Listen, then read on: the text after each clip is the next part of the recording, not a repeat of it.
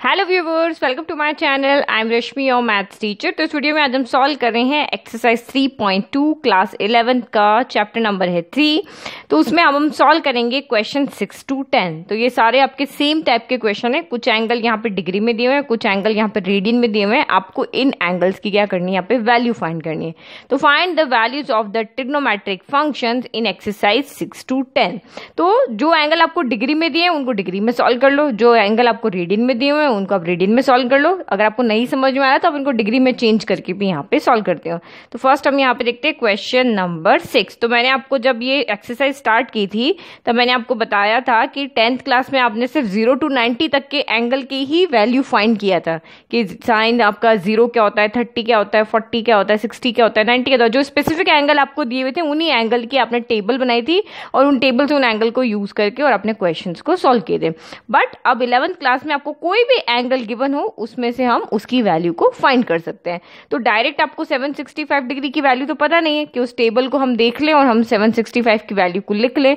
तो आपको इसको क्या करना पड़ेगा, इसको चेंज करना पड़ेगा। तो चेंज क्यों करना पड़ेगा, तो अभी जस्ट हमने इससे पहले 3.2 का जो इंट्रोडक्शन देखा था तो वहां हमने दो आइडेंटिटी पढ़ी थी कि sine 2n pi plus x equal to आपका क्या होता है, कॉस एक्स होता है, और cos 2n pi plus x आपका यहाँ पे क्या होता है, सॉरी साइन में साइन एक्स ही होगा, साइन का साइन एक्स होगा और कॉस का कॉस एक्स होगा। ओके, तो इसका मतलब यहाँ पे क्या हो गया, 2n पाई यानी क्या हो गया, अगर मैंने n की जगह n यहाँ पे क्या हो गया, रोटेशन आप जो कर रहे हो वो, तो n की जगह अब मैंने यहाँ पे 1 रखा तो 2 पाई प्लस x हो गया। यानी कि अब एंगल ये x आपका कोई भी एक्यूट एंगल है, कोई भी एक एंगल है, तो 2 पाई का मतलब क्या हो गया, एक पाई हम यहाँ से यहाँ तक आ गए, दूसरा पाई हम यहाँ से यहाँ तक गए। तो 2 पाई का मतलब हो गया कंप्लीट रोटेशन, यानी कि अगर रेडियन में 2 पाई है तो आपका डिग्री में हो जाएगा 360 डिग्री। तो अगर आप एक पूरा कंप्लीट राउंड लगा के फिर से जहां से स्टार्ट किया, यानी कि ये जो स्टार्टिंग लाइन होती है हमें 0 भी दिखाती है और 2 पाई भी दिखाती है। तो जहां से स्टार्ट किया, 0 से स्टार्ट करके आप पूरा रोटेशन करके वहीं पे आ गए, तो इसका मतलब क्या हो जाता है कि अगर आपने पूरा एक कंप्लीट राउंड लगा दिया तो sign 2n pi plus x, अगर आपका साइन एक्स आ रहा है इसका मतलब हम इस रोटेशन को, जो आपने पूरा रोटेशन किया उसको हम इग्नोर कर सकते हैं, क्योंकि ये वैल्यू यहाँ पे 0 हो रही है तभी तो साइन 0 प्लस एक्स आपका साइन एक्स हो रहा है, तो इसको हम 0 की तरह रख सकते हैं। तो 0 पुट नहीं करना है, बट कहने का मतलब ये कि अगर आपने एक पूरा राउंड लगा लिया है तो हम यहाँ पे 2n पाई को इग्नोर कर सकते हैं।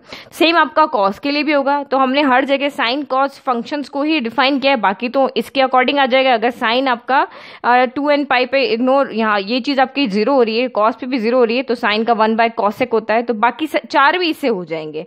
तो यही चीज हम यहाँ पे देखेंगे कि इस एंगल को हम ब्रेक करेंगे। तो आपका पूरा रोटेशन होता है 360 डिग्री का, तो इसको भी हम 360 डिग्री के प्लस में या माइनस में, एंगल आपको इस तरह से लिखना है कि जो ये x है ना, इसकी वैल्यू आपको टेबल में पता होनी चाहिए। तो इसको हम इसी तरह से ब्रेक करेंगे कि ये एंगल ऐसा है जो हमें वैल्यू टेबल से यहाँ पे पता हो। तो अब आप यहाँ पे देखो, क्योंकि ये 2 पाई है तो 2 पाई है तो हम इसको 180 डिग्री से डिवाइड करके भी यहाँ पे वैल्यू ला सकते हैं, और हम इसको 360 से डिवाइड करके भी वैल्यू यहाँ पे ला सकते हैं। अभी देखो आपको कहने में समझ में नहीं आ रहा है, तो यहाँ पे देखो मैं 765 को मुझे ब्रेक करना है, तो मैं यहाँ पे इसको 360, अगर कंप्लीट रोटेशन की बात करें, अगर ये नंबर 360 से बड़ा है तो हम डायरेक्ट इसको 360 से डिवाइड करके देख लेते हैं कि 765 के अंदर टोटल कितने पूरे राउंड लगेंगे। तो 360 से जब मैं इसको डिवाइड कर रही हूँ तो 360 इंटू 2 मुझे पता है 720 होता है, तो ये हो गया 720, ये हो गया 5, 6 में से 2 गया तो 4। तो इसका मतलब यहाँ पे 765 आपका किसके हो गया,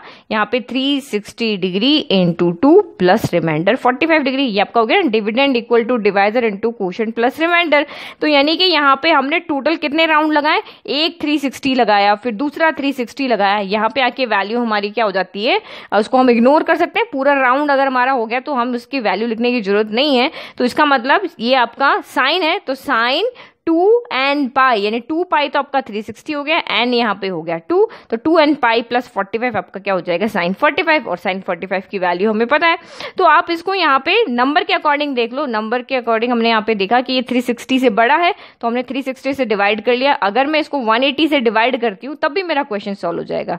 तो 765 को मैंने 180 से डिवाइड किया तो 180 मुझे पता है कि 4 टाइम में 720 आता है, तो ये 720 हो गया और यहाँ पे भी मेरा 45 हो गया। तो यहाँ पे 765 इक्वल टू क्या हुआ 180 इंटू 4 प्लस 45। तो अब मुझे 180 कितनी बार करना है 4 बार।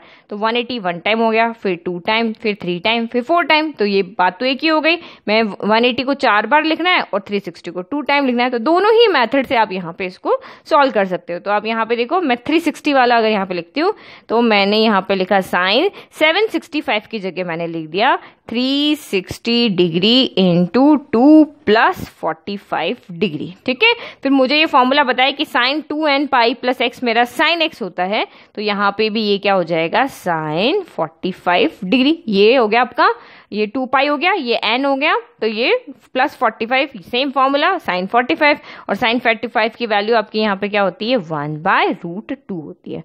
और अगर आप इसकी फॉर्म में लिखोगे तो सेम यहाँ पे भी 180 को हम यहाँ पे क्या लिख सकते हैं 180 हमारा यहाँ पे क्या हो जाएगा पाई हो जाएगा। तो ये भी आपका क्या हो जाएगा 4 पाई हो जाएगा। ओके लेकिन अगर आपको इसको रेडियन की फॉर्म में ही लिखना है, अगर ये इस फॉर्मूले के अकॉर्डिंग लिखना है तो ये हो जाएगा आपका साइन 360 आपका कितना होता है 2 पाई होता है, पाई होता है यानी कि 180 डिग्री होता है आपका पाई। तो दोनों साइड 2 से मल्टीप्लाई कर लो, 2 इंटू 180 डिग्री इक्वल टू 2 पाई, यानी कि 2 पाई आपका यहाँ पे हो गया 360 डिग्री।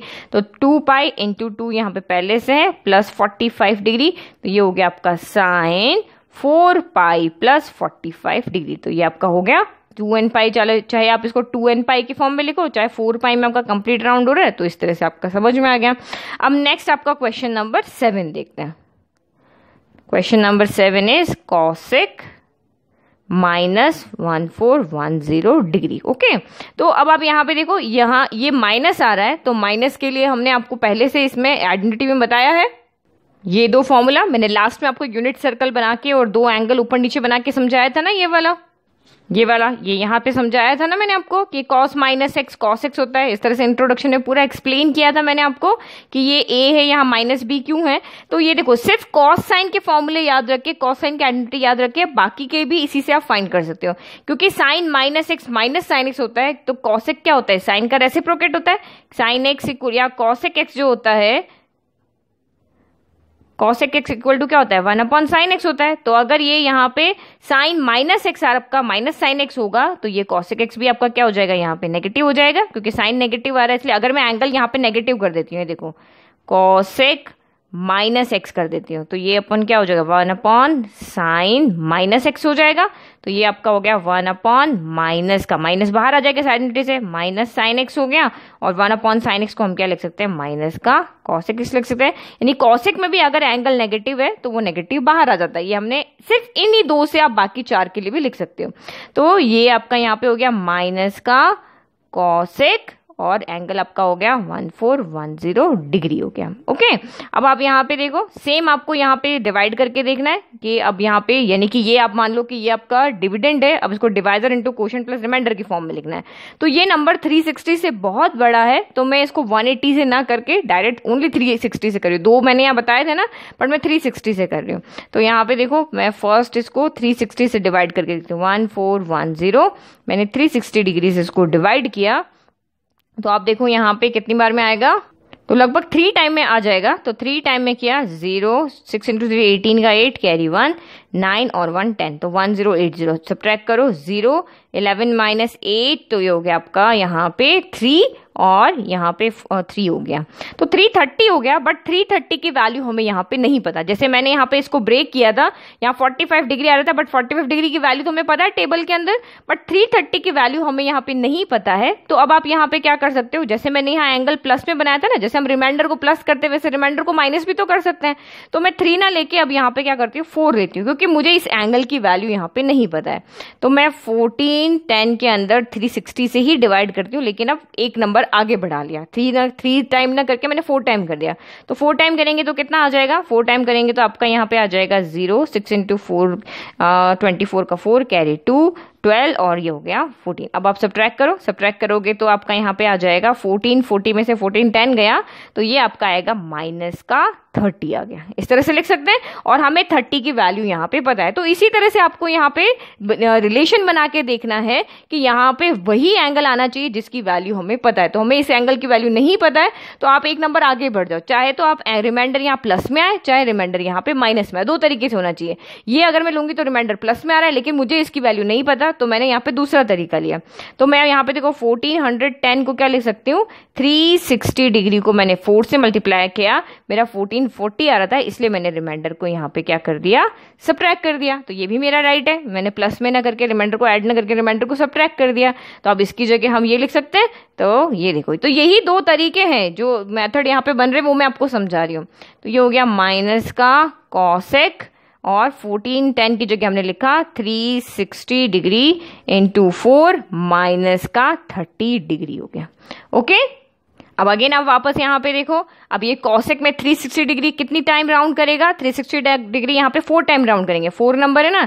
तो देखो 1 फिर अगेन 2 फिर 3 फिर 4 और इस लाइन पे आकर के हमारे जो भी ये 2n पाई है वो यहाँ पे क्या हो जाता है, उसको हम इग्नोर कर सकते हैं क्योंकि हमारी जैसे sine 2n pi plus x sine x होता है वैसे ही cosec 2n pi plus x भी आपका क्या होगा, कॉस एक्स होगा। लेकिन यहाँ पे प्लस है तो प्लस का होगा, माइनस है तो माइनस का होगा।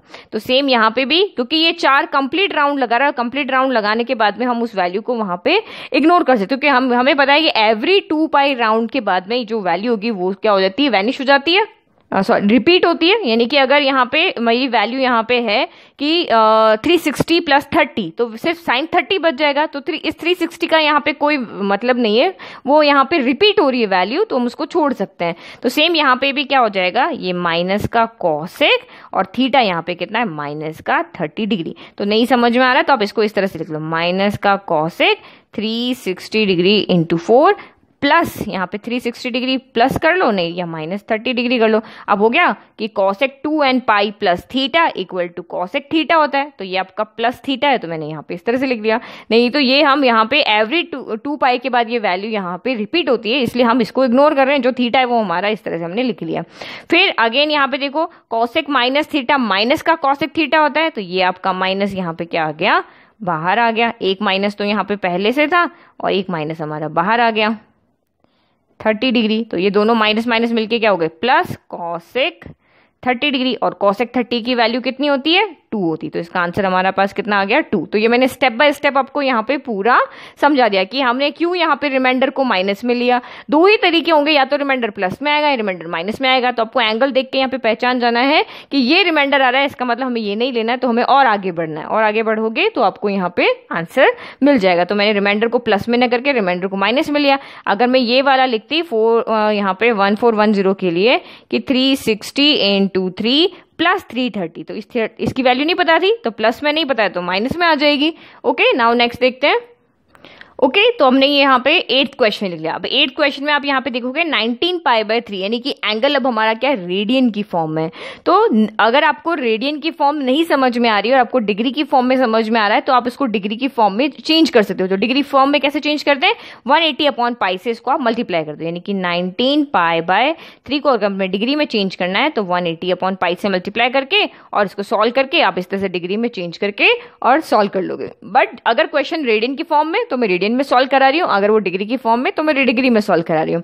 तो सेम अब यहाँ पे भी आपको जैसे हमने यहाँ पे इस तरह से ब्रेक किया था ना, एंगल्स को इस तरह से ब्रेक किया था, वैसे ही आपको यहाँ पे एंगल को फिर से ब्रेक करना पड़ेगा। आपको फिर से देखना पड़ेगा कि कितने राउंड लगाने पे ये वैल्यू यहाँ पे हम रिपीट हो रही है, तो उसको हम यहाँ पे नेग्लेक्ट करके सेम इन्हीं फॉर्मूले में इसको चेंज करेंगे। तो देखो 19 पाई बाय 3 को यहाँ पे ब्रेक करने के दो तरीके हैं। एक तरीका तो आपका यहाँ पे है कि पाई को तो आप एज इट इज रहने दो, 19 बाय 3 को हम सॉल्व करते हैं। तो ये डिवाइड में है तो 19 में हम डिवाइड करते हैं 3 से, तो 3 की टेबल में ये 6 टाइम आ गया 18, तो ये हो गया 18, रिमाइंडर बच गया 1, यानी कि हम इसको लिख सकते हैं 6 1/3। मिक्स नंबर लिखते हैं ना, 6 फिर रिमाइंडर ऊपर और डिवाइजर नीचे, यानी कि इसको हम लिख सकते हैं 6 + 1/3, यानी कि मेरा 19 π/3 किस में चेंज हो गया, 6 + 1/3। आप फिर से एलसीएम लोगे तो 6 × 3 18 + 1 19/3 हो जाएगा। तो एक तो ये हमारा तरीका हो गया चेंज करने का। अब दूसरा तरीका आपका यहाँ पे क्या है कि आप इसको सीधा आप देख के भी लिख सकते हो। तो ये एक मेथड हो गया हमारा डिवाइड वाला। अब दूसरा मेथड देखो, दूसरा मेथड हमारा बहुत ईजी है।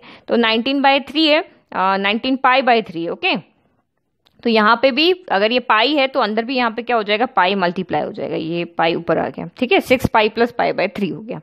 नाउ अब यहाँ पे देखो, इसको मैं लिखने का सिंपल तरीका है। देखो यहाँ पे क्या दिख रहा है आपको, π/3 दिख रहा है, तो आप यहाँ पे π/3 लिख लो और एक पाई यहाँ पे अलग से लिख लो। अगर यहाँ डिनोमिनेटर में 4 होता तो π + π/4 लिख लेना। अगर डिनोमिनेटर में 5 था तो π + π/5 लिख लेना है। अगर डिनोमिनेटर में 2 है तो π + पी/2 लिख लो। अब आप सिर्फ यहाँ पे एलसीएम लो कि अगर मैं यहाँ पे 2 पुट करती हूँ, जैसे अभी तो ये 1 है, 1 पाई है, अगर मैंने 2 पुट किया तो 6 × 2, यहाँ पे अगर आप एलसीएम लोगे तो 6 × 2 कितना हो जाएगा यहाँ पे, सॉरी 3 × 2 कितना हो जाएगा, 6 पाई, 6 पाई + पाई 7 पाई हो रहा है, यानी कि नहीं हो रहा। अगर मैंने यहाँ पे 3 पुट किया तो 3 × 3 9 + 1 आपका ये 10 हो जाएगा, अभी भी नहीं हो रहा। मैंने 4 पुट किया तो 4 × 3 12 हो गया, 12 + 1 13 हो रहा, तो ये भी नहीं हो रहा। 5 पुट किया तो 5 × 3 15 + 1 16, ये भी नहीं हो रहा। तो मैंने 6 पुट किया तो 6 पुट करते ही अब आपका सेम हो गया, यानी कि 6 × 3 आपका 18, 18 + 1 19 π/3। तो इस तरह से भी आप इसको सॉल्व कर सकते हो और डिवाइड करके भी इसको सॉल्व कर सकते हो। तो यानी कि ये हो गया आपका 10, 19 π/3 की जगह हमने लिखा 6 π + π/3, और π/3 की वैल्यू हमें पता है, π/3 आप देखो डिग्री में कितना होता है, तो पाई की जगह आप यहाँ पे पुट कर लो 180, तो π/3 यानी कि 180 पुट कर लिया, पाई = 180 होता है। तो ये हो गया, 3 के टेबल से कैंसिल हुआ, यानी π/3 होता है हमारा 60 डिग्री, और 60 डिग्री की वैल्यू हमें टेबल से पता है, तो ये हमने यहाँ पे रख लिया। अब आप यहाँ पे देखो, अब आप 6 पाई में कितने राउंड लगा रहे हो, ये वैल्यू यहाँ पे ये क्या, ये 2n पाई को फॉलो कर रहा है कि नहीं कर रहा है। तो आप यहाँ पे देखो 6 पाई चलना है, तो 1 पाई, 2 पाई, 3 पाई, 4 पाई, 5 पाई, 6 पाई, यानी कि ये यहाँ पे आके फिनिश हो रहा है, तो ये 2n पाई को ही फॉलो कर रहा है। तो 10 2n पाई + x भी आपका यहाँ पे क्या होता है, 10x होता है। तो ये भी यहाँ पे क्या हो जाएगा, 10 π/3 हो जाएगा, ओके, क्योंकि ये कंप्लीट राउंड लगा रहा है। तो हमने यहाँ रीजन लिख लिया कि we know that value of 6 pi repeats after interval of 2 pi. Every 2 pi interval के बाद में वैल्यू यहाँ पे रिपीट हो जाती है, तो हम 6 पाई को इग्नोर कर रहे हैं, इसलिए 10 π/3 हो गया। अब 10 π/3 की वैल्यू आप टेबल से देखो, अगर आपको π/3 की वैल्यू नहीं पता है, क्योंकि आप रेडियन में इसको देखो या डिग्री में आपको पहले से, क्योंकि 10th क्लास में टेबल याद की हुई है, तो 1060 हमारी वैल्यू होती है √3, तो ये हो गया हमारा यहाँ पे √3। तो हम लिख देंगे हैंस वैल्यू ऑफ 10 19 π/3 इज √3 हो गया। Simple question. तो नेक्स्ट 11th आपका हो गया, तो साइन -11 π/3। तो एक आइडेंटिटी तो हमने पढ़ी है पहले से, साइन -x क्या होता है, माइनस का साइन x होता है, ये हमने अभी इंट्रोडक्शन में ही पढ़ा है। तो ये भी साइन का, क्योंकि cos -x पॉजिटिव होता है लेकिन साइन में आपका नेगेटिव होता है, तो ये आपका यहाँ पे आ गया इक्वल में, ये साइन आपका नेगेटिव बाहर आ जाएगा, माइनस का साइन 11 π/3 हो गया। अब अगेन 11 π/3 को चेंज करना है, तो 2 मेथड बताए थे, एक आपका डिवाइड वाला मेथड था। तो डिवाइड वाले मेथड में आप यहाँ पे देखो इस तरह से, तो 11 में आपको डिवाइड करना है 3 से, तो 3 की टेबल में 3 टाइम आया, 9 आया, 11 में से 9 गया तो 2 बच गया, यानी कि हम यहाँ पे 11/3 को क्या लिख सकते हैं, 3 + 2/3। बट अगर हम अपनी टेबल को देखें तो 2 π/3 आपका यहाँ पे कोई एंगल नहीं होता है। ये देखो टेबल में हमें 2 π/3 की वैल्यू कहीं पे भी नहीं बताया, π/6 पता है, π/4 पता है, π/3, π/2, π3 π/2, यानी कि 2 पाई, देखो 2 π/3 आपका क्या होता है, अगर मैं यहाँ पे पाई से मल्टीप्लाई करूं तो 2 π/3 मेरा क्या होता है, पाई की जगह 180 डिग्री रख लो, तो ये बाय 3 से कैंसिल हुआ 60 टाइम, तो 120 डिग्री। तो हमें 120 डिग्री की तो टेबल में वैल्यू पता ही नहीं है, तो इसका मतलब ये डिवाइड आपका 3 टाइम ना होके जो आपका प्लस आ रहा है अब वो माइनस में आएगा। तो मैं अभी इसी डिवाइड को आगे और एक्सटेंड करते हैं, तो मैं अब 3 के टेबल में 3 टाइम नहीं 4 टाइम लेके आते, तो 4 × 3 क्या हो गया, 12 हो गया। तो अब 12 - 11 यहाँ पे मेरा कितना आ गया, -1 आ गया। ये देखो यहाँ पे -1।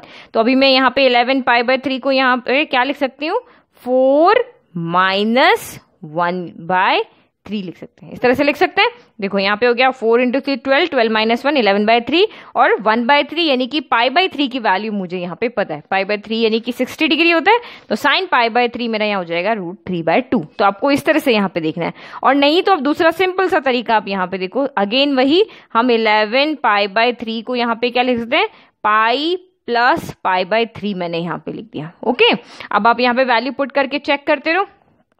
तो मैंने यहाँ पे 2 रखा तो 3 इंटू 2 6 प्लस 7 आ रहा, नहीं हो रहा।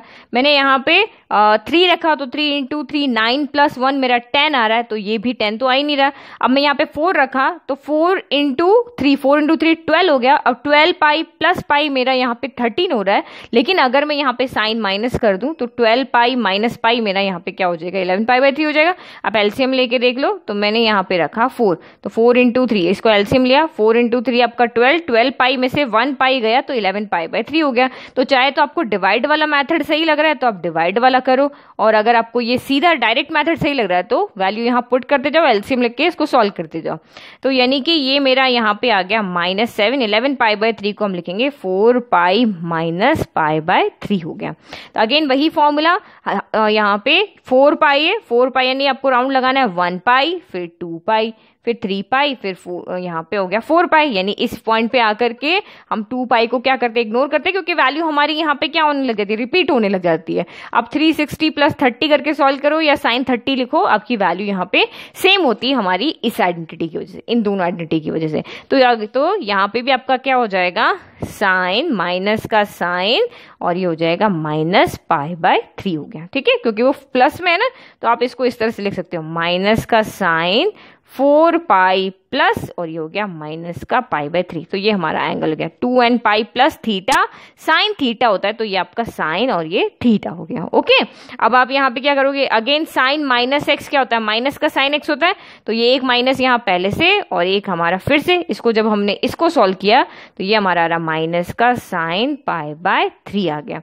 तो ये माइनस माइनस हो गया प्लस, तो ये हो गया प्लस साइन π/3 हो गया। तो साइन π/3 की वैल्यू मैंने अभी आपको बताई थी टेबल के अंदर, √3/2 होती है, तो ये हो गई √3/2। नहीं तो पाई की जगह 180, नहीं समझ में आ रहा, π/3 की वैल्यू नहीं याद है टेबल में, पाई की जगह 180 रख लो, 3 से 180 आपका यहाँ पे कैंसिल हुआ, तो ये आपका यहाँ पे कितना हो जाएगा 6 टाइम, तो 60 डिग्री, साइन 60 की वैल्यू होती है √3/2। तो आप सेम लाइन यहाँ पे फिर से लिख देना कि we know that value of sine x repeats after interval of 2 pi, hence we ignoring 4 pi. आप ये वाली सेम चीज यहाँ पे भी लिख देना। नाउ 10 देखते हैं।